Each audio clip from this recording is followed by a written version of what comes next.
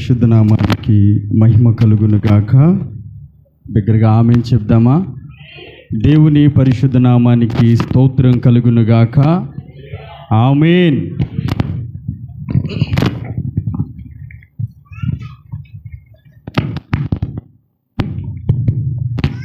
దేవుని పరిశుద్ధ నామానికి మహిమ కలుగును గాక. ఆమేన్. సమయంలో ఈ అవకాశం ఇచ్చినటువంటి దేవుని ఎంతగానో స్తుతిస్తూ ఉన్నాను. ఈ కొమరు ప్రాంతంలో ఇటు రీతిగా మీ మధ్యలోనికి వచ్చి మీ మధ్యలో దేవుని పరిచర్యలో వాడబడ్డానికి దేవుడిచ్చిన అవకాశాన్ని బట్టి దేవుని ఎంతగానో స్తుతిస్తూ ఉన్నాను. ఈ విధంగా నన్ను ఇక్కడికి ఆహ్వానించినటువంటి రత్నపాలయ్య గారికి ప్రత్యేకమైన వందనాలు, వారి కుటుంబానికి నా వందనాలు తెలియజేస్తా ఉన్నాను. అలాగే ఇక్కడున్న నా తోటి సేవకులు, నాకంటే పెద్దవారు అన్నయ్య రాజానికి కూడా నా ప్రత్యేకమైన వందనాలు తెలియజేస్తూ ఉన్నాను. కూడి వచ్చిన మీ అందరికీ మన ప్రభువును రక్షకుడైన యేసుక్రీస్తు పరిశుద్ధ నామములో నా హృదయపూర్వక వందనాలు తెలియజేస్తాను. అమ్మ అందరికీ వందనాలు. అందరూ బాగున్నారా? సంతోషంగా ఉన్నారు? స్తోత్రం చెప్పండి. హల్లెలూయా. చెప్పగలిగినంత బిగ్గరగా దేవుని నామానికి మహిమ కలిగినట్లుగా హల్లెలూయా. మంచిది. దేవుని నామానికి మహిమ కలుగును గాక. తల్ల ఉంచని చిన్న ప్రార్థన చేసుకొని మన హృదయాలను సిద్ధపరుచుకుందాం. పరిశుద్ధుడా, ప్రేమ నమ్మకం కలిగిన మా ప్రియ పరలోకపు తండ్రి, అల్పుడను అయోగ్యుడను ఎందుకు పనికి రావడం వాడను ప్రభువా.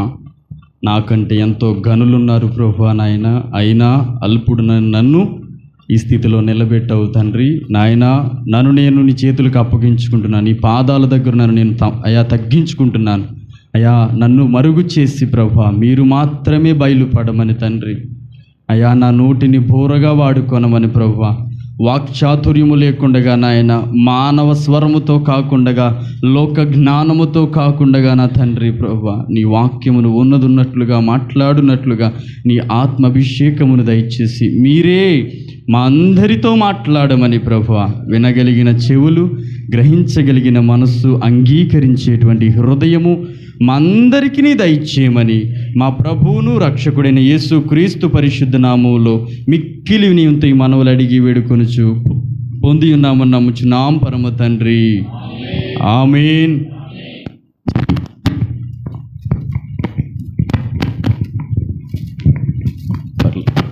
మంచిది మంచిది. ఈ సమయంలో ఈ శబ్దము ద్వారా ఎక్కడున్న వారే కాకుండా ఈ శబ్దము ద్వారా నా స్వరాన్ని వింటున్నటువంటి కొమ్మర గ్రామ వాస్తవ్యులందరికీ కూడా లోకరక్షకుడును మన ప్రభు అయిన యేసుక్రీస్తు పరిశుద్ధ నామంలో మా హృదయపూర్వక వందనాలు తెలియజేస్తూ ఉన్నాం. దయచేసి మీరు ఎక్కడున్నప్పటికీ కూడా, మీ పనులు మీరు చేసుకుంటున్నప్పటికీ కూడా ఒక చెవి ఇటు పెట్టి శ్రద్ధగా మేము చెప్పే మాటలు విని ఆలోచించే ప్రయత్నం చేయండి. వాక్యంలోనికి వెళదాం. ఈరోజు మనమందరం కూడా ఇక్కడ కూడుకోవడానికి కారణం ఏంటి? మనమందరం కలిసి గ్రామ రక్షణ కొరకు ప్రార్థన చేయడానికి, కొంతమందిని ఆయన కొరకు పట్టుకోవడానికి మనము ఇక్కడ కూడుకోవడం జరిగింది. గ్రామ రక్షణ సువార్త కూడికగా మనం పెట్టుకున్నాం. అయితే మనకే ఎందుకు ఈ భారం వచ్చింది? మనకే ఎందుకు ఈ తలంపు వచ్చింది? ఈరోజు చాలామందికి ఈ భారం లేదు, చాలామందికి ఈ తలంపులు లేవు. తిన్నామా, ఉన్నామా, మన పని మనం చూసుకున్నామా అన్నట్టుగానే ఉన్నారు. కానీ ఈ రాత్రి కూడికను బట్టి దేవుని ఎంతగానో మహింపరుస్తున్నాను. హల్లెలూయా. దేవునికి స్తోత్రం. అయితే ఈరోజు లోకాన్ని మనం చూసుకున్నట్లయితే గనుక లోకంలో అనేకమైనటువంటి బంధాలు మనకు కనబడుతూ ఉంటాయి. అవునా? తల్లిదండ్రుల బంధం కనపడుతుంది, భార్య భర్తల బంధం కనపడుతుంది, అన్నదమ్ములు అక్క చెల్లెల బంధాలు కనపడుతూ ఉంటాయి, రకరకాల బంధాలు కనపడుతూ ఉంటాయి. యవన స్త్రీలు యవన పురుషుల మధ్యలో కూడా బంధాలు కనబడుతూ ఉంటాయి. వీటన్నిటిలో సాధారణముగా కనిపించేటువంటి లక్షణం ఏంటయ్యా అని అంటే ప్రేమ. అవునా? ప్రేమ. ఇప్పుడు తల్లిదండ్రులు పిల్లల మీద ప్రేమ చూపిస్తారు, పిల్లలు తల్లిదండ్రుల మీద ప్రేమ చూపిస్తారు, భార్య భర్త మీద చూపిస్తుంది, భర్త భార్య మీద చూపిస్తాడు. ఇలాగా పరస్పరము ఒకరికొకరు ప్రేమ చూపించుకోవాల్సినటువంటి బంధాలుగా మన బంధాలు కనపడుతూ ఉన్నాయి. కానీ ఆశ్చర్యకరమైనటువంటి విషయం ఏంటంటే నేడున్నటువంటి దినాలలో మనం ఎలాంటి భయంకరమైనటువంటి దినాలలో ఉన్నాము అని అంటే ప్రేమ కరువైపోయినటువంటి దినాలలో మనము ఉన్నాము. ప్రేమ కరువైపోయింది. ఈరోజు లోకంలో ప్రేమ చల్లారిపోయింది. ఎవ్వరు ఏ బంధం చూసినా భార్య భర్తను చంపేస్తున్నాడు, భర్తను చంపేస్తుంది, భర్త భార్యని చంపేస్తూ ఉన్నాడు. లోకమంతా కూడా పాడైపోయినట్లుగా మనం చూస్తూ ఉన్నాం. అయితే నేను చెప్పాలనుకుంటున్నటువంటి మాట ఏంటంటే, ఈ లోకంలో మనం ఏ బంధాన్ని చూసుకున్నా, ఏ ప్రేమను చూసుకున్నా కూడా ఆ ప్రేమ కొద్ది కాలానికి అది మరుగైపోతూ ఉంది. ఆ ప్రేమ మనల్ని విడిచిపెట్టేస్తుంది. అవునా కాదా?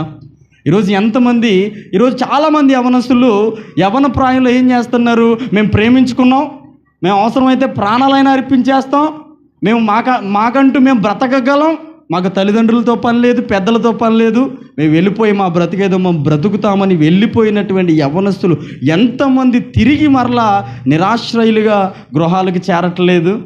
ఎంతమంది తిరిగి రాలేక తమ ప్రాణాలను తీసుకోవట్లేదు? నేను అంటున్నానండి, ఈ లోకంలో శాశ్వతమైన ప్రేమ లేదు. లోకంలో శాశ్వతమైన ప్రేమ లేదు. ఎంతగా ఈ లోకం పాడైపోయిందని అంటే చెప్పాలి అని అంటే, అన్నదమ్ముల మధ్య ప్రేమ లేదు, భార్య భర్తల మధ్య ప్రేమ లేదు. ఎందుకు అంటున్నాను ఈ మాట అంటే, ఈరోజు చాలామంది ఆస్తుల కొరకు తమ్ముళ్ళని చంపేసిన వారు లేరా? అన్నయ్యలను చంపేసిన వారు లేదా? కారణం ఏంటి? ప్రేమ లేకపోవడమే. ప్రేమ లేక ఈరోజు అనేకులు బంధాలను కోల్పోతూ ఉన్నారు. కేవలం క్షణికానందాల కొరకు బంధాలను కోల్పోతూ ఉన్నారు. ప్రేమ చల్లారిపోయింది, బంధాలకు విలువలు లేవు. ఈ లోకంలో శాశ్వతమైనటువంటి ప్రేమ లేదు లేదు లేదు. ఎవరిని చూసినా ప్రేమ లేదు. కానీ ఈరోజు ఇక్కడ నిలబడి ఈరోజు ఈ కూడిక పెట్టడానికి, ఇలాగున కొన్ని మాటలు, దేవుని మాటలు తెలియజేయడానికి గల ఏకైక కారణం ఏంటో తెలుసా? దేవుని ప్రేమ. ఈరోజు ఆ సృష్టికర్త అయినటువంటి దేవుని ప్రేమను మేము అందరము తెలుసుకున్నాము. ఆ ప్రేమను బట్టే ఈరోజు ఆ ప్రేమను మీకు పరిచయం చేయడానికి ఇక్కడికి వచ్చామను తెలియచేయడానికే ఈ కూడికను ఏర్పాటు చేశాం. నేను అంటున్నాను, ఈ లోకంలో శాశ్వతమైనటువంటి ప్రేమ లేదు, కానీ మనల్ని ప్రేమించేటువంటి ఒక ఆయన ఉన్నాడు. ఆయన ఈ సర్వలోకము కొరకు తన ప్రాణాన్ని అర్పించినంతగా ప్రేమించాడు. ఆయనే నేను ప్రకటిస్తున్నటువంటి యేసుక్రీస్తు ప్రభువారు. ఆమేన్, హల్లెలూయా. నేను అంటున్నాను ఆయన ఎలాంటి వారినైనా ప్రేమించగలిగిన వాడు, ఎలాంటి వారినైనా ఆయన ఆదరించగలిగిన వాడు, ఎలాంటి వారినైనా ఆయన చేరదీయగలిగిన వాడు. ఆయన ప్రేమ ఎలాంటిదో తెలుసా? బైబిల్ గ్రంథంలో ఒక మాట ఉంటుంది. యోహాను సువార్త 3వ అధ్యాయము 16వ వచనములో ఒక చిన్న మాట, దేవుడు లోకమును ఎంతో ప్రేమించెను. ఒక దైవజనుడు అన్నాడు, ఎంతో అంటే ఎంత కొలత లేనంత. అర్థమవుతుందా? ఎవరినన్నా అడగండి, నువ్వు నన్ను ఎంత ప్రేమిస్తున్నావు అని అంటే ఎంత అంటారు, లేకపోతే ప్రాణం ఇచ్చినంత అంటారు, లేకపోతే అంత అంటారు, ఆకాశం అంతా అంటారు. చాలా పోలికలు వస్తాయి. కానీ భక్తుడు దేవుని ప్రేమను వర్ణించడానికి ఎలా రాయాలో తెలియక దేవుడు లోకముని ఎంతో ప్రేమించుచున్నాడు. ఎంతగా ప్రేమిస్తున్నాడు తెలుసా? దేవుడు లోకాన్ని ఎంతగా ప్రేమిస్తున్నాడు తెలుసా? ఈరోజు భార్య భర్తను వదిలేస్తుంది, భర్త భార్యను వదిలేస్తున్నాడు, పిల్లలు తల్లిదండ్రులను వదిలేస్తున్నారు, తల్లిదండ్రులు పిల్లలను వదిలేస్తూ ఉన్నారు, ప్రేయసి ప్రియుని వదిలేస్తూ ఉంది, ప్రియుడు ప్రేయసిని వదిలేస్తూ ఉన్నారు. ఎక్కడ చూసినా ప్రేమ చల్లారిపోతూ ఉంటే ఈ పాడైపోయినటువంటి లోకమంతటి కొరకు కూడా నా ప్రభు అంటున్నాడు, ఇదిగో నేను నిన్ను ఎంతో ప్రేమించాను. ఎంతగా ప్రేమించానో తెలుసా? నేను ప్రకటిస్తున్నటువంటి దేవుడు ఎంతగా ప్రేమించాడో తెలుసా? తన ప్రాణము పెట్టునంతగా ప్రేమించాడు. హల్లెలూయా, దేవునికి స్తోత్రం. నేను ప్రకటిస్తున్నటువంటి నా దేవుడు ప్రాణం పెట్టినంతగా కాదు, ప్రాణం పెట్టేశాడు ఆయన. ఈరోజు ఆయన ప్రాణం పెట్టేశాడు, అంతగా మనల్ని ప్రేమించాడు. మనలో ఏ మంచి లేకపోయినా, ఏ కోసానా కూడా మనలో మంచి లేకపోయినా దేవుడు మనల్ని ప్రేమించి మన కొరకు ప్రాణం అర్పించేశాడండి. ఈరోజు ఈ రాత్రి ఈ మాటలు వింటున్న వారికి ఎలా ఉంటాయంటే, ఈ క్రైస్తవులకి పని పాట ఏమి లేదు, ఎప్పుడు చూసినా ప్రార్థనలు, ఎప్పుడు చూసినా కూడికలు, ఎప్పుడు చూసినా ఆరాధనలు ఇలా పెట్టుకుంటానే ఉంటారు అని అనుకుంటా ఉంటారు. కానీ ఈరోజు ఇక్కడికి రావడానికి గల ప్రయాస ఏంటనంటే, నశించిపోతున్న వారందరినీ కూడా వెతికి రక్షించడానికి ఆయన ఈ లోకానికి వచ్చాడు. ఆ లోకానికి వచ్చి ఈ కార్యం ముగించుకుని వెళ్ళిన తర్వాత ఆయన మాకు ఈ పని అప్పగించాడు. మేమందరము కూడా దేవుని చేత మేమందరము ప్రేమించబడ్డాము కాబట్టి మేము ఏ ప్రేమనైతే పొందుకున్నామో అదే ప్రేమను అందరికీ పంచిపెట్టాలి అని ఆ ప్రేమతోనే ఈరోజు ఇక్కడ ఈ గ్రామానికి సువార్త చెప్పడానికి, దేవుని మాటలు చెప్పడానికి, ఆ ప్రేమ బలవంతం చేయడం వల్ల ఇక్కడ రావడానికి కారణమయ్యింది. ఆ దేవుని ప్రేమే ఎక్కడో ఉన్నటువంటి మమ్మల్ని అందరినీ కూడా ఏకము చేసి ఇక్కడ మాట్లాడడానికి అవకాశం కల్పించింది. ఈరోజు ప్రేమ లేక అనేక మంది వేసారిపోతూ ఉన్నారు. నిజమైన ప్రేమ లేదు. కానీ నా ప్రభు శాశ్వతమైనటువంటి ప్రేమతో ఆయన మనల్ని ప్రేమిస్తూ ఉన్నాడు. హల్లెలూయా, దేవునికి స్తోత్రం. బైబిల్ చాలామంది అనుకుంటారు, బైబిల్ ప్రకటిస్తూ ఉంటే, వాక్యాన్ని ప్రకటిస్తూ ఉంటే, సువార్త ప్రకటిస్తూ ఉంటే వీళ్ళందరూ అనుకుంటారు మతం ప్రకటిస్తూ ఉన్నారు, మత ప్రచారం చేస్తూ ఉన్నారు, మతాలు మార్చేస్తూ ఉన్నారు అని మాట్లాడుతూ ఉంటారు. మతాలు మార్చేస్తూ ఉన్నారు అని మాట్లాడుతూ ఉంటారు. వారు తెలియక మాట్లాడుతున్నారు అని అంటాను నేను. ఎవరో ప్రలోభ పెట్టడం వల్ల మాట్లాడుతున్నారు అని అంటాను నేను అంటాను, ఈ బైబిల్ గ్రంథం పట్టుకున్న వాళ్ళు మతం మారలేదు. ఈ బైబిల్ గ్రంథం ప్రకటిస్తున్న వారు మతం మార్చుకోలేదు. ఈ బైబిల్ గ్రంథం దగ్గరికి వచ్చిన వాళ్ళు మతాన్ని మార్చుకోలేదు. ఏం మార్చుకున్నారంటే వారి బ్రతుకును మార్చుకున్నారు, వారి హృదయాలు మార్చుకున్నారు, వారి జీవితాలు మార్చుకున్నారు, వారి మాట తీరు మార్చుకున్నారు, వారి జీవన విధానాన్ని మార్చుకున్నారు. ఒకడు అంటాడు, ఈ నల్లట్ట పుస్తకం అంతా బూతు పుస్తకం అన్నట్టుగా నోటుకొచ్చినట్టుగా మాట్లాడతాడు. అలాగనే ఒక దైవజనుడు మనందరికీ బాగా సుపరిచితం, ఒకప్పుడు రేడియోలో ప్రసంగం చేసేటువంటి ఆయన ఈ బైబిల్ గ్రంథంలో తప్పులున్నాయని వెతకడానికి మొదలుపెట్టాడంట. ఈ బైబిల్ గ్రంథం పూర్తి చేసేలోపు ఆయనలో ఉన్న తప్పులన్నీ బైబిల్ గ్రంథం ఎత్తి పట్టేసరికి బైబిల్ దగ్గర మోకాళ్ళు వేసాడు ఆయనే ఆచార్య ఆర్ఆర్కే మూర్తి గారు. హల్లెలూయా. ఈరోజు ఎంతోమంది మూర్ఖులను మార్చింది బైబిల్. నీ మతం మార్చుకోమని చెప్పట్లేదు, మన మతాన్ని మార్చుకోమనట్లేదు, ఆచారాలు మార్చుకోమనట్లేదు, మన వ్యవహారాలు మార్చుకోమనట్లేదు. బైబిల్ ఏమంటుందో తెలుసా? మనసు మార్చుకో.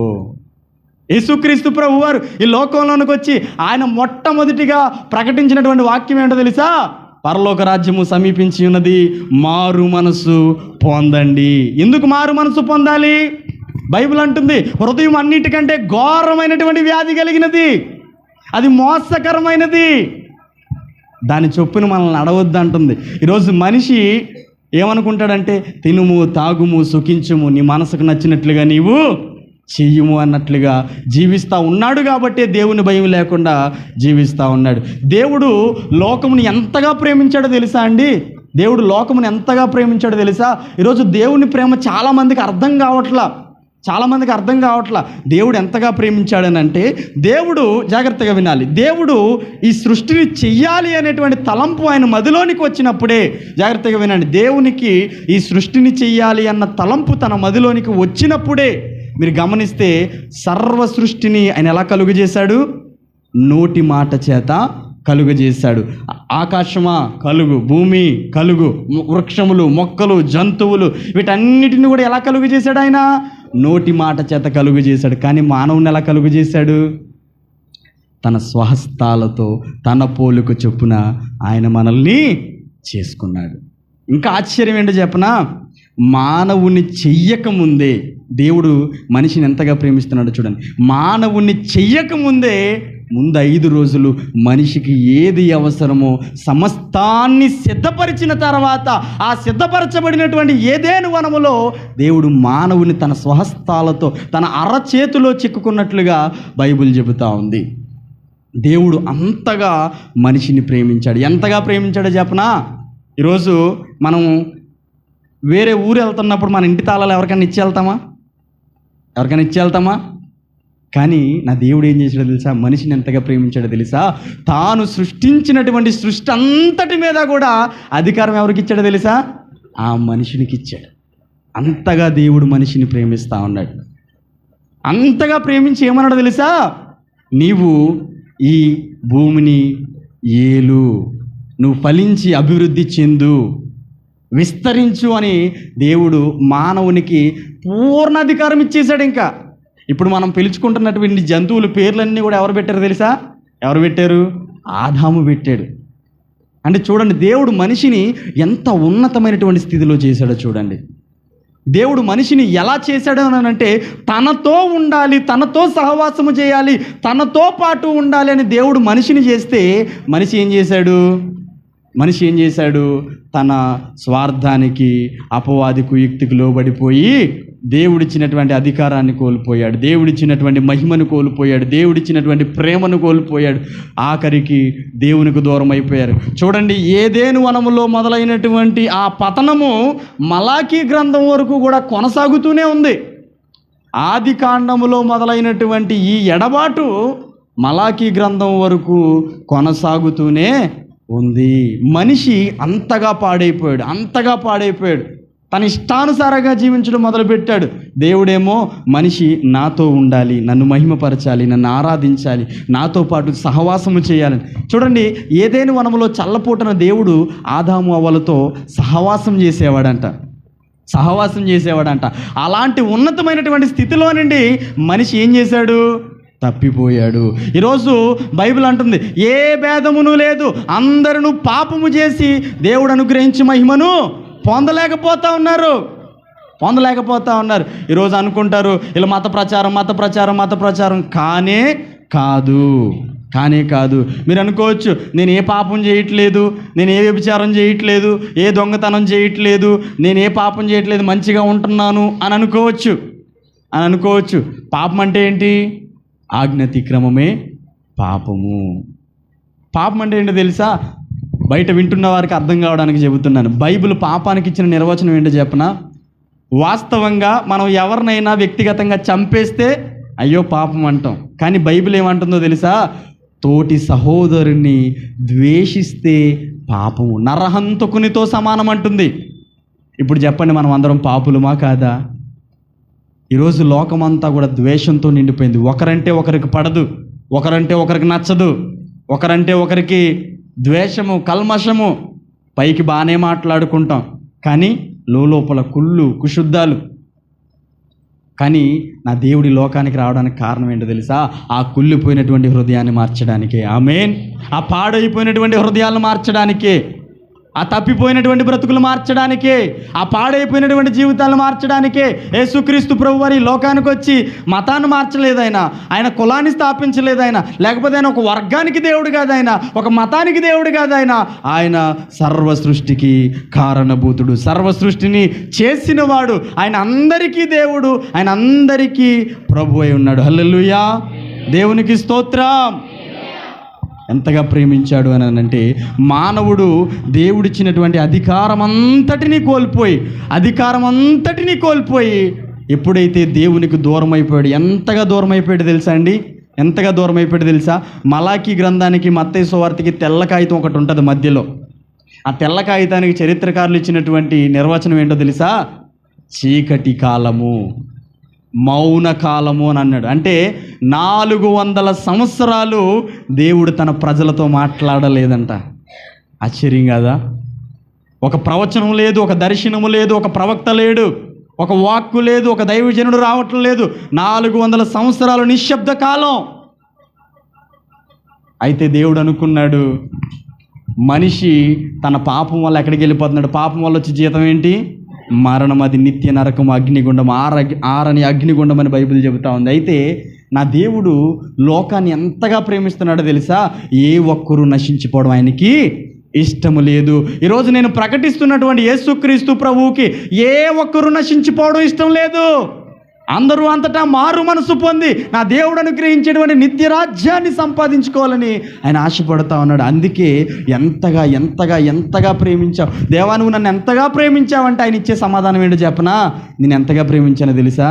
నేను నివసించుచున్నటువంటి ఆ మహామహిమ కలిగినటువంటి ఆ పరలోకాన్ని విడిచిపెట్టి మానవునిగా ఈ లోకానికి వచ్చేంతగా నిన్ను ప్రేమించానని మొదటగా ఆయన సమాధానం చెబుతా ఉన్నాడు. బైబిల్ చెబుతా ఉంది, ఆకాశము ఆయన సింహాసనము, భూమి ఆయన పాదపీఠము. అంత గొప్ప దేవుడు, అంత అద్భుతమైనటువంటి దేవుడు ఈ లోకానికి ఎలా వచ్చేసాడంట? నరమాతృనిగా ఈ లోకానికి వచ్చేసాడంట. ఆయన ఎందుకయ్యా ఈ లోకానికి వచ్చేసావు అని అంటే, ఇదిగో నా స్వహస్తాలతో చేసుకుంటున్నటువంటి మనిషి నేను ఇచ్చినటువంటి అధికారాన్ని కోల్పోయాడు, నేను ఇచ్చినటువంటి మహిమను కోల్పోయాడు, నేను ఇచ్చినటువంటి ప్రేమను కోల్పోయాడు, నాతో సహవాసాన్ని కోల్పోయాడు. ఎంతగా దూరం అయిపోయాడు అని అంటే, నా దగ్గరికి రాకుండా దూరంగా వెళ్ళిపోతూ ఉన్నాడు. తప్పిపోయిన గొర్రెల వలె, ఏ భేదం లేదు, అందరూ తప్పిపోయిన గొర్రెల వలె ఇటు అటు తిరుగుచూ ఉన్నారు. మనం అందరం కూడా ఒకప్పుడు తప్పిపోయిన గొర్రెలమైతే, తప్పిపోయిన మనందరినీ కూడా ఆయన ఏం చేశాడు? వెదకి రక్షించాడు. ఈరోజు ఆయన అంటాడు కదా, రక్షించబడిన 99 మంది కంటే కూడా రక్షించబడిన ఒక్క పాపి కొరకు ఆయన వెతుకులాడుతూ ఉన్నాడంట. ఈరోజు ఈ ప్రయాస అంతా ఎందుకోనంటే, మనం అందరం కూడా తప్పిపోయినటువంటి పరిస్థితుల్లో ఉన్నాము, నరకానికి చేరువుగా ఉన్నాము, అంధకారానికి చేరువుగా, అగ్నిగుండానికి చేరువుగా ఉంటే నా ప్రభువు అంటున్నాడు, ఎందుకయ్యా ఈ లోకానికి వచ్చేసావు అని అంటే, నాయనా ఏ ఒక్కరూ నశించడం నాకు ఇష్టం లేదు, ఏ ఒక్కరూ నశించడం నాకు ఇష్టం లేదు.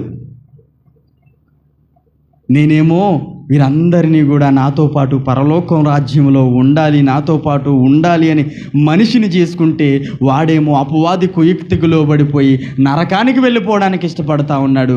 అయితే వారు నరకానికి వెళ్ళడం నాకు ఇష్టం లేదు అని ఆయన ఈ లోకానికి వచ్చేసానని సమాధానం చెబుతా ఉన్నాడు. ఎలాంటి పరిస్థితిలో వచ్చేసాడు తెలుసా? రోమాపత్రిక చూద్దాం. రోమాపత్రిక 5వ అధ్యాయము, రోమాపత్రిక 5వ అధ్యాయము 6వ వచనాన్ని చూద్దాం. ఏలయనగా మనం ఇంకనూ బలహీనమై ఉండగా క్రీస్తు యుక్త కాలమున భక్తిహీనుల కొరకు చనిపోయెను, నీతిమంతుని కొరకు సహితము ఒకడు చనిపోవుట అరుదు, మంచివాని కొరకు ఎవడైనా ఒకవేళ తెగింపవచ్చును. అయితే దేవుడు మన ఎడల తన ప్రేమను వెల్లడిపరుచుచున్నాడు. ఎట్లనగా మనం ఇంకనూ పాపులమై ఉండగా క్రీస్తు మన కొరకు చనిపోయెను. ఎలాగంట? మనం ఇంకనూ పాపులమై ఉండగానే, బలహీనులమై ఉండగానే, భక్తిహీనులమై ఉండగానే ఆయన మన కొరకు చనిపోయాడంట. ఎందుకయ్యా నా కొరకు చనిపోయావు అని అంటే, నాయనా నేను చనిపోకపోతే నువ్వు బ్రతకలేవు, నేను చనిపోకపోతే నీకు జీవం లేదు, నేను చనిపోకపోతే నీకు నిత్యరాజ్యము లేదు. అందుకే నీ స్థానంలో, ఇప్పుడు పాపానికి శిక్ష ఏమనుకున్నాం? మరణం. అదేంటి? 2వ మరణం. అగ్ని ఆరదు, పొరుగు చావదు. ఆ భయంకరమైనటువంటి మరణాన్ని నువ్వు తప్పించుకోవాలి అని అంటే, నీ శిక్ష నేను భరించి నీ స్థానములో నేను మరణిస్తే తప్ప నువ్వు ఆ నరకం నుండి విడిపించబడలేవని దేవుడు తానే మానవ రూపుగా ఈ లోకానికి వచ్చి నీ స్థానములో నా స్థానములో అయినా మరణించాడు. ఎలాగా? మనం ఇంకా పాపులమై ఉండగానే ఆయన మన కొరకు మరణించాడు. చూడండి, మంచి వాని కొరకు ఒకడు చనిపోవుట అరుదు, నీతిమంతుని కొరకు ఒకడు తెగింపవచ్చునేమో కానీ మన కోసం ఎవరు చనిపోయారండి? చెప్పండి, మన కొరకు ఎవరు చనిపోయారు? ఎవరైనా మన కొరకు తెగించి ముందుకు రాగలుగుతున్నారా? ఇప్పుడున్నటువంటి సమాజంలో తల్లిదండ్రులు విడిచిపెట్టేస్తూ ఉన్నారు, బంధువులు విడిచిపెట్టేస్తూ ఉన్నారు, కట్టుకున్న భార్య భర్తలు విడిచిపెట్టేస్తూ ఉన్నారు, స్నేహితులు విడిచిపెట్టేస్తూ ఉన్నారు. ఎవరైనా ఉంటున్నారా మన తోడు? నేను అంటున్నాను, మరణము వరకు మనతో ఎవ్వరూ నిలవరు, ఎవ్వరు రారండి. నేను చెబుతున్నాను కదా, ఇప్పుడున్న రోజుల్లో అయితే 100 పేపర్ మీద 100 పేపర్ ఏమంటారు 100 రూపాయల నోటు మీద సంతకం పెట్టి ఇచ్చేయచ్చు. అలాంటి రోజుల్లో మనం ఉన్నాం. బాండ్ పేపర్ రాసేయచ్చు. అందరూ కూడా మనల్ని విడిచిపెట్టేస్తూ ఉన్నారు. చూడండి, ప్రతి ఒక్కరు కూడా, ప్రతి బంధము కూడా విడిచిపెట్టేస్తూ ఉన్నారు ఈరోజు. కానీ నేను ప్రకటిస్తున్నటువంటి నా దేవుడు మాత్రము, ఒక్కసారి మనము ఆయన దగ్గరికి వచ్చి ఆయనను హత్తుకోగలిగితే గనక నేను అంటున్నాను, మరణము వరకు ఆయన విడిచిపెట్టనటువంటి దేవుడు. ఆమేన్, హల్లెలూయా. మరణము వరకే కాదు, మరణించిన తర్వాత కూడా విడిచిపెట్టనటువంటి దేవుడు మనం ఆరాధిస్తున్నటువంటి దేవుడు. ఈ మాటలు వింటున్నటువంటి ప్రియ సహోదరి సహోదరుడా, ఈరోజు మేము చెప్పే మాట ఒకటే. మేమేమంటున్నామంటే, మీ మతాలు మార్చుకోవద్దు, మీ కులాలు మార్చుకోవద్దు, మీ ఆచారాలు మార్చుకోవద్దు. నా ప్రభు అంటున్నాడు, నీ మనసు మార్చుకో, నీ బ్రతుకు మార్చుకో. ఎదుటి వారి పట్ల నువ్వు చూపిస్తున్న ద్వేషాన్ని విడిచిపెట్టు, కల్మషాన్ని విడిచిపెట్టు, లోక సంబంధమైనటువంటి ఆ విషయాన్ని విడిచిపెట్టు. మరి ఏంటయ్యా బైబిల్ నేర్పించిన విధానం ఏంటో తెలుసా? పౌలు భక్తుడు అంటాడు, బైబిల్ గ్రంథం అంతటిని కూడా, ధర్మశాస్త్రం అంతటిని కూడా ఒక్క మాటలో చెప్పాలి అని అంటే ప్రేమ అనేటువంటి మాటతో సంపూర్ణం చేయబడుతుంది అని మాట్లాడతాడు. బైబిల్ అంతా దేనితో సంపూర్ణం చేయబడుతుంది? ప్రేమకు ప్రతీక ఏంటి అని అంటే బైబిల్ గ్రంథమే. దేవుడు మనకు రాసినటువంటి ప్రేమ లేఖ ఈ బైబిల్ గ్రంథం అని ఆర్ఆర్కే మూర్తి గారు అంటారు. దేవుడు మనకు రాసినటువంటి ప్రేమ లేఖ అంటే ఇది. బైబిల్ అంతా బోధించేటువంటి విషయం ఏంటో చెప్పనా? మనం ఎక్కడికి వెళ్ళి చూడండి, ఆది కాండం 1వ వచనం దగ్గర నుండి ప్రకటన గ్రంథం చివరి వచనం వరకు కూడా ప్రతి వచనంలో మనకు కనబడేటువంటి సారం ఏంటో తెలుసా? దేవుడు మనల్ని ప్రేమిస్తున్నాడు అనేటువంటి విషయమే కనబడుతుంది. హల్లెలూయా, దేవునికి స్తోత్రం. దేవుడు మనల్ని ప్రేమిస్తున్నాడు అనే విషయమే కనబడుతుంది. ఆయన మనల్ని ప్రేమించడం మాత్రమే కాదు, ఆయన ఏం నేర్పించాడో తెలుసా? ఆయన ఈ లోకమంతటిని ప్రేమించి లోకమంతా ఆ నరకము నుండి విడిపించబడాలని చెప్పి ఆ లోకమంతటి కొరకు తన ప్రాణం అర్పించేసి తన రక్తాన్ని అలా సిద్ధపరిచాడంట. ఎవరైతే ఆయనను ప్రభువుగా అంగీకరిస్తారో, ఎవరైతే ఆయన దగ్గరకు వస్తారో, దేవా నేను పాపిని, నువ్వు రక్షకుడు అంట కదా అని ఆయన దగ్గరకు వస్తే గనక నమ్ము ప్రతి వాడికిని కూడా ఆయన ఏమిస్తానన్నాడు? రక్షణ ఇస్తానన్నాడు, నిత్య జీవం ఇస్తానన్నాడు. ప్రియ సహోదరి సహోదరుడా వినండి, ఈ లోకము శాశ్వతము కాదు. మన కంటికి కనిపించేటువంటి ఈ పంచభూతాలు కూడా ఒకరోజు మహావేంద్రముతో లయమైపోతా ఉన్నాయి. కానీ ఎవడైతే యేసుక్రీస్తు ప్రభువుని సొంత రక్షకునిగా అంగీకరిస్తారో, మారు మనసు పొందుతారో, బాప్తిస్మము పొందుతారో, ఆయన దగ్గరకు వస్తారో, ఆయనతో ఉంటారో, వారు మాత్రమే నిత్య జీవాన్ని సంపాదించుకోబోతా ఉన్నారు. హల్లెలూయా, దేవునికి స్తోత్రం. బైబిల్ నేర్పించినటువంటి పాఠం ఏంటో చెప్పనా? నేను ఎలా అయితే మిమ్మల్ని ప్రేమించానో మీరు కూడా అలాగున్న లోకాన్ని ప్రేమించాలి. హల్లెలూయా. బైబిల్ గ్రంథంలో దేవుడిచ్చినటువంటి 2 ప్రాముఖ్యమైనటువంటి ఆజ్ఞలు. మొదట నీ దేవుణ్ణి ప్రేమించు, నీ దేవుణ్ణి ఆరాధించు. రెండవదిగా నిన్ను వలె నీ పొరుగువాణ్ణి ప్రేమించు. ఈ 2 ఆజ్ఞలకు మించిన మరి ఏ గొప్ప ఆజ్ఞ లేదని యేసుక్రీస్తు ప్రభువే స్వతహాగా తన నోటితో మాట్లాడినటువంటి మాటలు. చూడండి, మొదటిగా మనం ఎవరిని ప్రేమించాలి? దేవుణ్ణి ప్రేమించాలి. దేవుణ్ణి ప్రేమించిన మనము తర్వాత ఏం చేయాలి? తోటి సహోదరులను ప్రేమించాలి. ఈరోజు ఈ కొమ్మర గ్రామాన్ని ప్రేమించారు కాబట్టి ఈ సేవకుడు ఇక్కడికి వచ్చి పరిచర్య చేయడానికి భారం కలిగి ముందుకు వెళతా ఉన్నాడు. అంతగా ప్రేమ చూపించమన్నాడు కాబట్టి దేవుడు నశించిపోతున్న వారి పట్ల ఆ భారాన్ని కనపరిచి ఆ ప్రేమతో ఇక్కడికి వచ్చి సువార్త ప్రకటించడానికి వారు నిశ్చయించుకుంటా ఉన్నారు.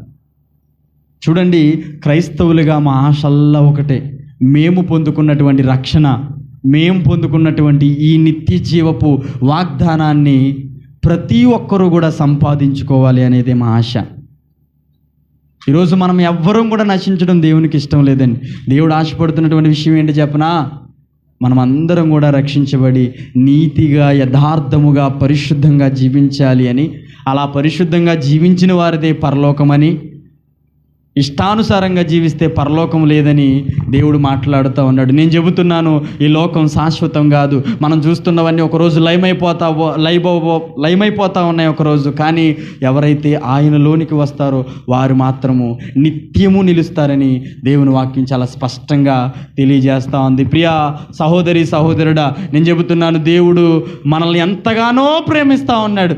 దేవుడు నిన్నెంతగానో ప్రేమిస్తున్నాడు. దేవుడు నన్ను ఎంతగానో ప్రేమిస్తున్నాడు. అంతగా ప్రేమిస్తున్నాడు కాబట్టి నీ కొరకు, నా కొరకు ఆయన ప్రాణం పెట్టేశాడు. ప్రియ, ఇక్కడ కూర్చున్న సహోదరి సహోదరులారా, నేను ఒక మాట చెబుతా ఉన్నాను.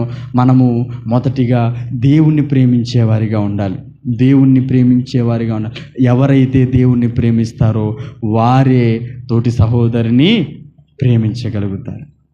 నేను అంటున్నాను, క్రైస్తవులుగా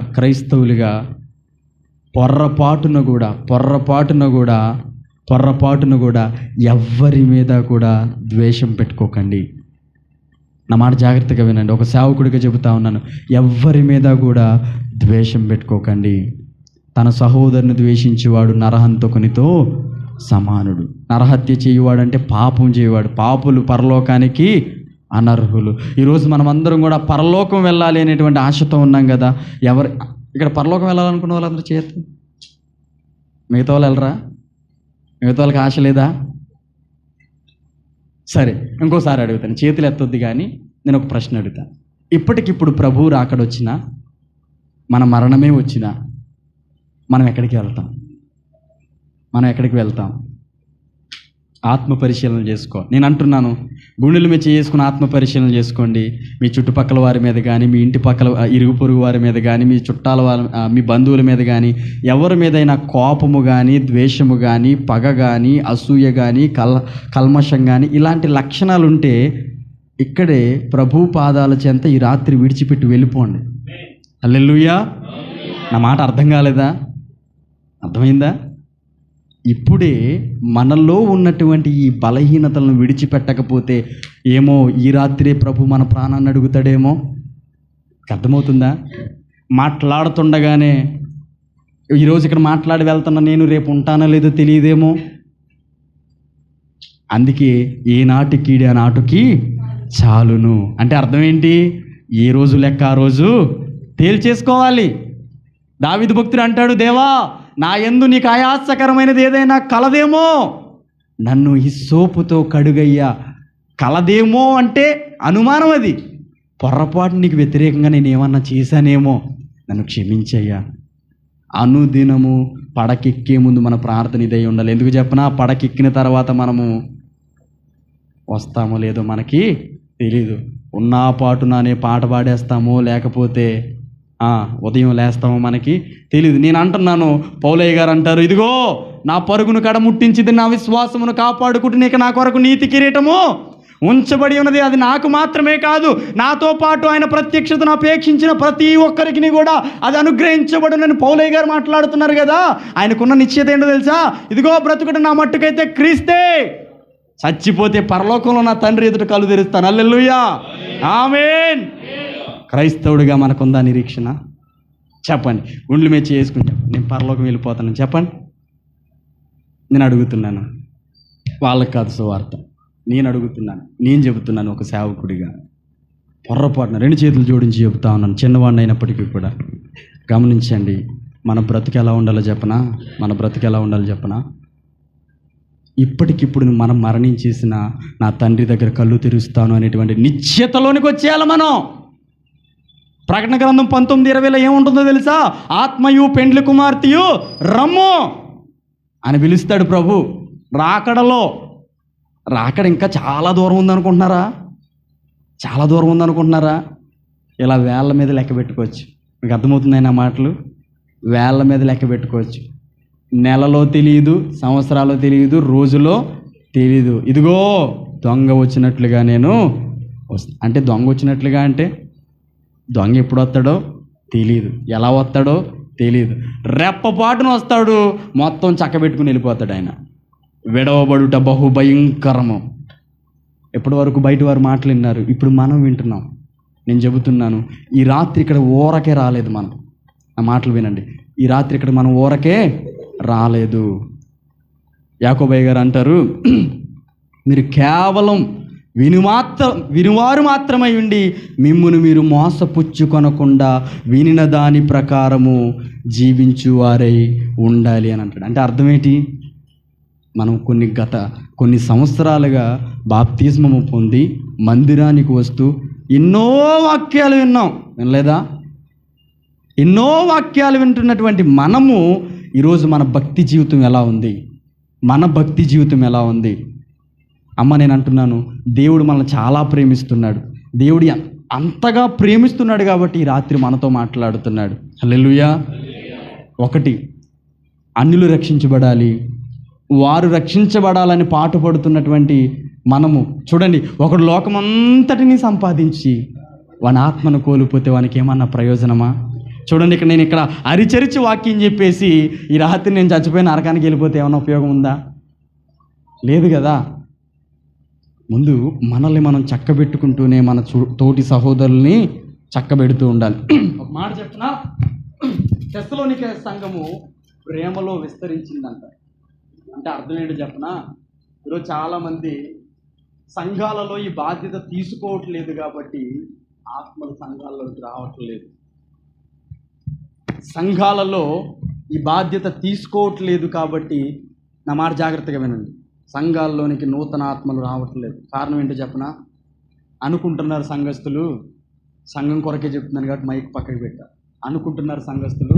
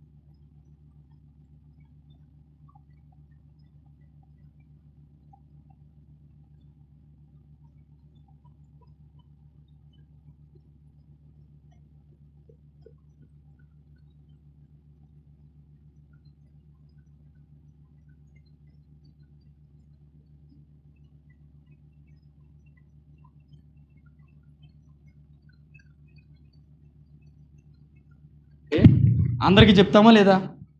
ఎందుకు? శుభవార్త అందరికీ చెప్పేయాలి. నేను అంటున్నాను, పెళ్లి కంటే ఘనమైనది కాదా నువ్వు రక్షణ పొందడం? పెళ్లి కంటే శ్రేష్టమైనది కాదా నువ్వు రక్షణ పొందడం? ఇప్పుడు కుర్రోడు 10th క్లాస్ పాస్ అయ్యాడు అనుకోండి, మా అబ్బాయి 10th పాస్ అయ్యాడు అని చెప్పి అందరికీ స్వీట్లు పంచి పెడతామా లేదా? మీ పిల్లోడు 10th పాస్ అయిన దానికంటే కూడా నువ్వు రక్షించబడడం ఎక్కువ కాదా? ఒకడు నరకములో నుండి తప్పింపబడి జీవ మార్గంలోనికి రావడం ఎక్కువ కాదా? మరి ఇప్పుడు మనం రక్షించబడిపోయాం. మన పక్కన ఉన్న వాళ్ళు జాగ్రత్తగా వినండి.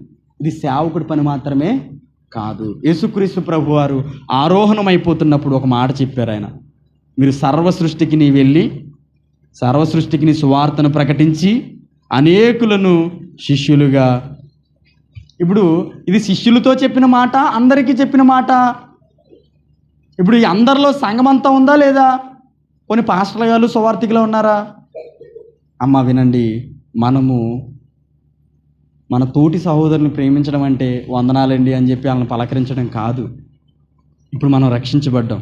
మన తోటి సహోదరుడు లోకానుసారమైనటువంటి జీవితం కలిగి ఉంటా ఉన్నాడు, లోక సంబంధమైనటువంటి జీవితాన్ని కలిగి ఉంటా ఉన్నప్పుడు ఒక రక్షించబడినటువంటి విశ్వాసిగా మనం చేయాల్సినటువంటి పని ఏంటో చెప్పనా? నిజముగా మనము దేవుణ్ణి ప్రేమించేవారమైతే మన సహోదరులను ప్రేమించి నశించిపోతున్నటువంటి వారి కొరకు గదిలో తలుపులు వేసేసుకొని దేవుని పాదాలు పట్టుకుని వారి కొరకు ముందుగా మనం ఏం చేస్తాం? ప్రాధేయపడి ప్రార్థించేవారిగా ఉంటాం. అక్కడతో ఆగిపోతామా? దేవుడు మనకి ఏదైతే ఇచ్చాడో అది వారికి చెప్పే ప్రయత్నము చేస్తాం. ఇప్పుడు చెప్పండి, మనము మాట్లాడటం మొదలు పెడితే అనేకులు రక్షించబడతారా లేదా? ఇప్పుడు ఆత్మను రక్షించడం కేవలం సేవకుడి పనా? అందరి పనా? తెస్సలోనికే సంఘం అంట తమ జీవితాల ద్వారా మాసిదోనియా, అకయా ప్రాంతములందంటడా కూడా వారి జీవితాల ద్వారా వాక్యము మ్రోగినవని ఉంటుంది. మ్రోగిందంట. ఎవరి ద్వారా? విశ్వాసుల ద్వారా. నేను అంటున్నాను, ప్రియ సహోదరి సహోదరుడు, నాకంటే పెద్దవారు ఉన్నారు ఇక్కడ, మన ద్వారా నేను అంటున్నాను. చివరిగా నేను అంటున్నాను, మనలో ఎవరు కనపడాలండి? క్రీస్తు కనపడాలి. పేతురు గారు అంటారు, చీకటిలో నుండి ఆశ్చర్యకరమైన తన వెలుగులోనికి పిలిచినటువంటి ఆయన గుణాతిశయములు ప్రచురము చేయ నిమిత్తము మనం ఏర్పరచబడినటువంటి వంశమును, యాజక సమూహమును, రాజవంశమునై ఉన్నాం మనం. ఇప్పుడు ఎందుకు పిలువబడ్డాం? మనం ఎక్కడి నుంచి పిలువబడ్డాం? పాపపు ఊబిలో నుండి, చీకటిలో నుండి పిలువబడ్డాం. ఎందుకు పిలువబడ్డాం? ఆశ్చర్యకరమైనటువంటి దేవుని వెలుగులోనికి మనం పిలువబడ్డాం. ఎందుకు పిలువబడ్డాము అని అంటే ఆయన గుణాతిశయములు, అంటే దేవుని యొక్క గుణగణములు ఎవరిలో కనపడాలి? మనలో కనపడాలండి. నిజంగా చెబుతున్నాను, యేసయ్య గుణగణాలు మనలో కనబడితే, నేను ఎప్పుడు ఈ మాట చెబుతాను, బైబిల్ గ్రంథంలో ఎన్ని సువార్తలు ఉన్నాయి? 4 సువార్తలు. కనబడని 5వ సువార్తగా మనం మారిపోవాలి. ఆమేన్. నీ జీవితమే సువార్త పత్రికగా మారిపోవాలి. ఆమేన్. నీ జీవితమే ఒక కర్రపత్రికగా మారిపోవాలి. ఏమండి, నోరు తెరిచి సాక్ష్యం చెప్పాల్సిన పని లేదు తెలుసా మీకు? నోరు తెరిచి సాక్ష్యం చెప్పాల్సిన పని లేదు. మత్తయి సువార్త 6వ అధ్యాయంలో అనుకోండి, 5వ అధ్యాయంలో అంటాడు, కొండ మీద నుండి నగరం మరుగై ఉండనేరదు, మనుషుడెవడు దీపం వెలిగించి కొంచెం కింద పెట్టాడు, 10 మంది ఇంటి నుండి వారందరికీ వెలుగుచ్చుటకే దీపస్తంభం మీద పెడతాడు. అయితే మనుషులందరూ మీ సత్క్రియలను చూచి పరలోకమందున్న మీ తండ్రిని మహిమపరుచున్నట్లుగా మీ వెలుగును ప్రకాశింపనీయండి. ఇప్పుడు మనం వెలిగించబడ్డాము, వెలిగించబడినటువంటి మనము ప్రకాశిస్తూ ఉంటే మనం వారికి నోరు తెరిచి చెప్పాలా? ఈ ప్రకాశమానములో అనేకులు ప్రభు దగ్గరికి నడుచుకుంటూ వచ్చేస్తారు. హల్లెలూయా, ఆమేన్. వినండి, మనము సువార్త పత్రికలుగా మారిపోవాలి. ఈ భారము సేవకుల మీద వదిలేయొద్దు, ఈ భారము సువార్థికుల మీద వదిలేయొద్దు. ఇంటింటికి మనము భారంగా తీసుకుందాం. అయ్యో, సువార్త ప్రకటించకపోయిన ఎడల నాకు పౌలయ్య అన్నారా లేదా? ఇప్పుడు పౌలు గారు నేను రక్షించబడ్డాను కదా, నా బతికేదో నేను చూసుకుంటానంటే అన్ని సంఘాలు కట్టబడతాయా? బైబిల్ గ్రంథంలో 14 పత్రికలు రాయబడతాయా? చూడండి, మనం అందరం కూడా బాధ్యత తీసుకోవాలి. ఈరోజు ఈ కొమ్మరగామలో ఉన్న మనము, చివరిగా మాట చెప్తున్నాను, మీకు ఎంతమంది పేర్లు గుర్తుంటాయి? జాగ్రత్తగా వినండి. మీకు ఎంతమంది పేర్లు గుర్తుంటాయి మైండ్లో? జాగ్రత్త, తీర్పు దినాన దేవుడు వారందరి విషయంలో మిమ్మల్ని లెక్క అడగబోతా ఉన్నాడు. అర్థమవుతుంది నా మాట? తీర్పు దినాన దేవుడు వారందరి విషయంలో మనం లెక్క అడగబోతా ఉన్నాడు. ఆ స్థితిలోనికి రాకముందే మోకాళ్ళ మీద పడిపోండి. వారి విషయం కనీసం ప్రార్థన చేయండి. ముందు వెళ్ళిపోయి మాట్లాడమని నేను చెప్పట్లేదు. వారి విషయం కనీసం నువ్వు ప్రార్థన చేసావా అని అడుగుతాడు ప్రభు. ప్రార్థన చేసావా, కనిపెట్టావా అని అడుగుతాడు ప్రభు. మీకు అర్థమవుతున్నాయి నా మాటలు? క్రైస్తవుడు అనేవాడు స్వార్థపరుడు కాదు. క్రైస్తవుడు అనేవాడు ఇతరుల బాగు కోరుకునేటువంటి వాడు, ఇతరులు మేలు కోరుకునేటువంటి వాడు. ఈరోజు ఈ రాత్రి కొమ్మరగామంలో ఈ యొక్క మీటింగ్ పెట్టడానికి కారణం ఏంటంటే కొంతమందినైనా ఆయన దగ్గరకు నడిపించాలనేటువంటి ఒక చిన్న ఆశ వల్ల, అంతేనా? ఇప్పుడు ఈ మీటింగ్ పెట్టడం వల్ల మనకి ఏమన్నా లచ్చలు వచ్చేస్తాయా? డబ్బు వచ్చేస్తుందా? బయట చూస్తున్న వారు అందరికీ అలాగే అనిపిస్తుంది. ఈ పాస్టర్ల దశంభాగాల మీద, కానుకల మీద బతుకుతున్నాం. అమ్మా, ఫర్ యువర్ కైండ్ ఇన్ఫర్మేషన్, ఈ మాటలు వింటున్నటువంటివి ప్రియ సహోదరులారా, సేవకు వచ్చిన వాళ్ళందరూ డబ్బు కోసం రాలేదమ్మా. నా గురించి తెలియదు కాబట్టి చెప్తాను. ఈ మాటలు చెబుతున్నా నేను. ఒకప్పుడు నా జీతం ఎంతో తెలుసా? నెలకి 1,50,000 సంపాదించుకునేవాడిని నేను. ఈ మాట వినండి. ఈ రాత్రి మైక్ పట్టుకుని చెబుతా ఉన్నానంటే ఒకప్పుడు 1,50,000 సంపాదించేటువంటి నేను ఆ పనిని విడిచిపెట్టి ఈరోజు ఇక్కడికి రావడానికి గల కారణం ఏంటంటే, ఒకప్పుడు నా బ్రతుకు చీకటి బ్రతుకు, ఒకప్పుడు నేను లోకానుసారంగా బ్రతికిన వ్యక్తిని, ఒకప్పుడు వ్యభిచారిగా బ్రతికినటువంటి వ్యక్తిని. అలాంటి నన్ను నా ప్రభువు మార్చాడు. నన్ను మార్చినటువంటి ప్రభు అనేకులను మార్చాలని మైక్ పట్టుకుని ఇక్కడ నిలబడ్డాను ఈరోజు. గొప్పల కోసం వెళ్ళాలంటే, జాగ్రత్తగా వినాలి, గొప్పల కోసం వెళ్ళాలనంటే ఒకప్పుడు నేను చేసిన మెయింటెనెన్స్ అంతా ఇంత కాదు. ఇప్పుడు నా ఒంటి మీద ఉన్న షర్ట్ 500, ప్యాంట్ 500. ఒకప్పుడు నా షర్ట్ 4,000, 5,000 ఉండేది. గొప్పగా చెప్పట్లేదు ఈ మాట. అలాంటి బ్రతుకును విడిచిపెట్టడానికి కారణం ఏంటంటే, నేను ఊరి మీద బలాదూరుగా దుబారాగా తిరగడానికి కాదు, నా ప్రభువు నన్ను సృష్టించుకున్నది. అనేక నశించిపోతున్నటువంటి ఆత్మలను రక్షించడానికి ఆయన మనల్ని పిలుచుకున్నాడు. ఊరకే మనం రక్షించబడిపోయి పరలోకం వెళ్ళిపోవడానికి కాదు. రక్షించబడినటువంటి మనము, వెలిగించబడినటువంటి మనము అనేకులను రక్షించడానికి దేవుడు మనల్ని ఏర్పరచుకున్నాడు. ఊరకే ప్రతి ఆదివారం మందిరానికి వెళ్ళిపోయి ఒక 10 రూపాయలు చందా వేసి, లేకపోతే ఒక బియ్యం డబ్బా వేసేసి వచ్చేయడానికి కాదు దేవుడు మనల్ని ఏర్పరచుకున్నది. నశించిపోతున్న వారి పట్ల ప్రతి ఒక్కరూ కూడా భారం కలిగి ప్రార్థన చేయాలి. వారికి దేవుని సత్య సువార్తను ప్రకటించాలి. అమ్మా, నిజమైనటువంటి దేవుడు యేసుక్రీస్తు ప్రభు, ఆయన నీ దగ్గర నుంచి ఏం కోరుకోవట్లేదు. నేను మరలా చెబుతున్నా, నీ మాటలు వింటున్నటువంటి ప్రియ సహోదరుడా, నేను ప్రకటిస్తున్నటువంటి నా దేవునికి నీ కానుకలు అవసరం లేదు, నీ డబ్బు అవసరం లేదు, నీ ఆస్తులు అవసరం లేదు, నీది ఏది ఆయనకు అక్కర్లేదు. ఆయన బంగారమును బోలమును ఆయన అడగట్లేదు. ఆయన హృదయాన్ని అడుగుతా ఉన్నాడు. నీ హృదయాన్ని అడుగుతా ఉన్నాడు ఆయన. నీ బ్రతుకును మార్చుకోమంటా ఉన్నాడు ఆయన. నీ జీవితాన్ని మార్చుకోమంటా ఉన్నాడు. అక్రమం చేసేటువంటి నీ బ్రతుకును మార్చుకోమంటున్నాడు. తోటి సహోదరిని ద్వేషించేటువంటి లక్షణాన్ని మానేయమంటున్నాడు. ఆయన వలె ప్రేమ కలిగి జీవించడానికి ప్రయత్నం చేయమంటున్నాడు. బైబిల్ అంతా ఒక మాటలో చెప్పాలంటే ప్రేమ కలిగి జీవించాలి, ప్రేమ కలిగి జీవించాలి. అందుకే పౌలయ్య గారు అంటారు, కొరింథీ పత్రిక 1 కొరింథీ 14 మొదటి వచనంలోని ఎలా ప్రారంభిస్తాడు తెలుసా? ప్రేమ కలిగి ఉండుటకు ప్రయాసపడాలి. ప్రేమ కలిగి ఉండడానికి గుండ్లు మెచ్చి చేసుకోండి. ఎంతమందికి మనం ప్రేమ చూపిస్తూ ఉన్నాం? రాసి పెట్టుకోండి. వైట్ పేపర్ మీద రాయడం మొదలు పెడితే మన దృష్టిలో నెగిటివ్ ఫీలింగ్ ఉన్నటువంటి వ్యక్తి ఉండడానికి వీల్లేదు.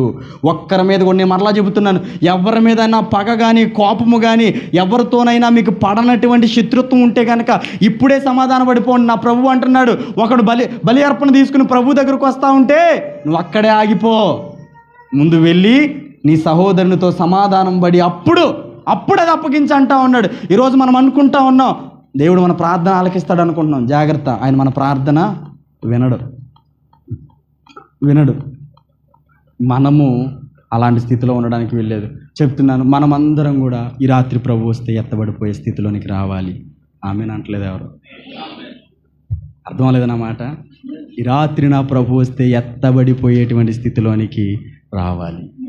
హల్లెలూయా. ఆయన మనల్ని ఎంతగానో ప్రేమిస్తూ ఉన్నాడమ్మ. ఆ ప్రేమను నిర్లక్ష్యం చేయకండి. ఎంతగా ప్రేమించాడో చెప్పిన ఈ సందర్భం చెప్పి నేను ముగిస్తాను. యేసుక్రీస్తు ప్రభు వారు సిలువ యాగాన్ని ఎప్పుడైనా ఆలోచన చేశారా? సుమారుగా అది 90 నుండి 140, 150 కేజీలు ఉంటుందంట. ఏంటి ఆయన మోసిన సిలువ? ఎన్ని కేజీలండి? ఈరోజు కాటా బత్త ఎత్తితే కింద అడిపోయి నలిగిపోతాం మనం. ఆ గొల్గొతా పర్వతం వరకు మోయలేక అదంతా ఏంటో తెలుసా? సర్వలోక పాప పరిహారార్థమై ఎత్తబడినటువంటి సిలువ. భారముగా పాప భారం అంతటిని సిలువుగా మోసాడంట. ఎన్ని కేజీలు? 150 కేజీలు. చూడండి, passion of the Christ movie ఎంతమంది చూశారు? ఆ సినిమాలో యేసుక్రీస్తు ప్రభు వారిని కొరడాతో కొట్టిన సీన్ని 25% కూడా చూపించలేకపోయారంట. ఆయనను వీపు మీద కొరడాలతో కొడతా ఉంటే వినండి, 1/4 కేజీ మాంసం ఊడిపోయేదంట. మీకు అర్థమవుతుందా? చరిత్రకారులు చెబుతున్నటువంటి వాస్తవాలు. 1/4 కేజీ మాంసం ఊడిపోయిందంటే ఆలోచించండి, ఎముకలు కనపడతా ఉన్నాయి. దేవుడు ఎంతగా ప్రేమిస్తున్నాడో చెబుతున్నాను. తన వీపంతా కూడా ఎలా అంట దున్నబడిపోయిందంట. కొరడాల ఇసిరి లాగుతూ ఉంటే ఆ గేలాలకి 1/4 కిలో మాంసం కొట్టిన ప్రతిసారి ఊడొచ్చేస్తూ ఉంటే ఎలా ఉంటుంది చూడండి. ఈ ముండ్ల కిరీటం పెట్టబడింది కదా, ఈ ముండ్ల కిరీటం అవంట సుమారుగా 5 అంగుళాలు ఉంటుందండి. 4 నుంచి 5 అంగుళాలు ఉంటాయంట ఆ ముళ్ళు. అవి విషపూరితమైనటువంటి ముళ్ళు అంట. ఎలా ఉంటాయో తెలుసా? ఆ ముళ్ళు ఒకసారి గుచ్చుకుందనుకోండి, మళ్ళాంటోళ్ళకైతే 3 రోజులు జ్వరం వచ్చి పడుకుంటాం మనం. ఆ ముళ్ళుతో కిరీటం చేసి ఆయన శిరస్సును పెట్టి కొడితే ఈ కంటిలోనికి లోపలికి చొచ్చుకొని పోయిందంట. దేవుడు ఎంత ప్రేమిస్తున్నాడో చెబుతున్నాను. అంత కొడుతున్నా, గుద్దుతున్నా, ఉమ్ము వేస్తున్నా, బల్లెముతో పొడుస్తున్నా, మాంసం ఊడిపోతున్నా, శిలువ మీద ఆకాశానికి భూమికి మధ్యలో వేలాడిపోతున్నా కూడా ఆయన చివరగా మనుషుల విషయంలో ఆయన మాట్లాడిన మాట ఏంటో తెలుసా? అక్కడ ఉన్నటువంటి సైనికులు బల్లెముతో పొడుస్తూ ఉంటే, తండ్రి మీరేమి చేయుచున్నారో చూడండి. ఎంత ప్రేమ ఉండాలండి అలా మాట్లాడాలంటే. అందుకే బైబిల్లో ఒక మాట రాశాడు కదా పౌలయ్య గారు, ప్రేమ అనేక పాపములను కప్పేసిందా లేదా? అందుకే అన్నాడు, దేవుడు లోకమును ఎంతో ఎంతో అనేదానికి కొలత లేదు. ఇంకా మనం రాయలేము. సముద్రం అంతా సిరాగా మార్చేసిన, ఈ భూమి అంతా కాగితముగా మార్చేసిన ఆయన ప్రేమను మనము వర్ణించలేమండి, వర్ణించలేము. దేవుడు అంతగా ప్రేమించాడు. ప్రియ సహోదరి సహోదరుడా, రక్షించబడిన మనమైనా వింటున్న ఎవరైనా కూడా నశించిపోవడం దేవునికి ఇష్టం లేదు. చూడండి, మనము ఇలాగ అరాకొరా భక్తి చేసి నరకానికి వెళ్ళిపోవడం కన్నా రక్షించకుండా ఉండడా మేలు. రక్షించకపోయినా లోకంలో కొన్నాళ్ళు సంతోషంగా ఉంటారేమో. అవునా కదా? ఇలా అరాకొరా భక్తి చేస్తే ప్రమాదమే. ఎక్కడికి వెళ్ళిపోతాం మనం అందరం అలా వెళ్ళడానికి వీల్లేదండి, వీల్లేదు. తెస్సలోనికే సంఘం రాకడ కొరకు ఎదురు చూస్తూ ఉందంట. పిలుపు ఎప్పుడు వస్తుందా అని ఎదురు చూస్తుందంట. మనం ఎలా ఉండాలో తెలుసా? ఈ రాత్రి నా ప్రభు వచ్చేస్తాడేమో, రేపు నా ప్రభు వచ్చేస్తాడేమో, ఈ రాత్రి నేను ఎత్తబడిపోతానేమో. ఎంతమందికి ఉందండి ఆశ? ఈ లోకాన్ని చూస్తూ ఉంటే అప్పుడప్పుడు నాకు అనిపిస్తూ ఉంటుంది, మేడెక్కి నన్ను తీసుకెళ్ళిపో ప్రభు అని ప్రార్థన చేస్తూ ఉంటాను అప్పుడప్పుడు. భయంకరమైనటువంటి దినాల్లో ఉన్నాం. దయచేసి వింటున్న ప్రతి ఒక్కరూ కూడా మన బ్రతుకులు మార్చుకుందాం, మన మనసులు మార్చుకుందాం. దేవుడు ఏం అడగట్లేదండి, విరిగి నలిగిన హృదయాన్ని అడుగుతూ ఉన్నాడు. ఆ హృదయాన్ని మార్చి పరిశుద్ధపరిచి మనం అందరం కూడా నీతిగా, యథార్థంగా, పరిశుద్ధంగా జీవిస్తే మనలందరినీ కూడా ఆ నిత్య జీవానికి వారసులుగా చేస్తానని ఆయన మాట్లాడుతూ ఉన్నాడు. ఈరోజు ఈ మాటలు వింటున్నటువంటి ప్రియ సహోదరి సహోదరుడా, ఆయన మాట్లాడే దేవుడై ఉన్నాడు. ఈరోజు ఒకవేళ నీవు ఎవరు ప్రభువా అని యేసయ్యను అడగగలిగితే ఆయన నీకు సమాధానం ఇవ్వడానికి సిద్ధపడుతూ ఉన్నాడు. వీళ్ళు వచ్చి ఏదో మాట్లాడుతూ ఉన్నారు, ఏదో చెబుతూ ఉన్నారు. నువ్వు నిజమైన దేవుడు అంట కదా, నువ్వు రక్షకుడు అంట కదా, నువ్వు మా అందరి పాపాల కొరకు మరణించావంట కదా అని మీరు ఆయన అడగగలిగితే, నేను ప్రకటిస్తున్నటువంటి దేవుడు మాట్లాడగలిగినటువంటి దేవుడే, ఆయన జవాబిచ్చేటువంటి దేవుడు, ఆయన పిలిస్తే పలికే దేవుడు, ఆయన మౌనంగా ఉండే దేవుడు కాదు ఆయన.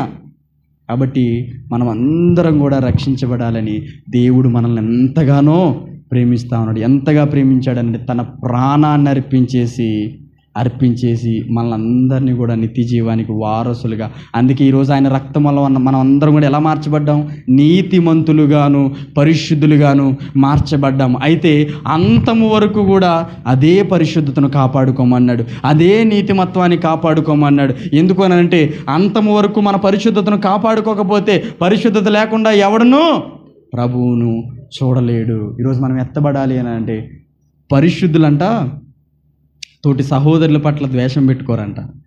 ఎందుకు? హృదయ శుద్ధి కలిగిన వారు ధన్యులు, వారు దేవునిని చూచెదరు. హృదయం అంతా శుద్ధి చేయబడి ఉంటే సహోదరుని మీద ద్వేషం పుట్టుకొస్తుందా? కోపం వస్తుందా? అసూయ వస్తుందా?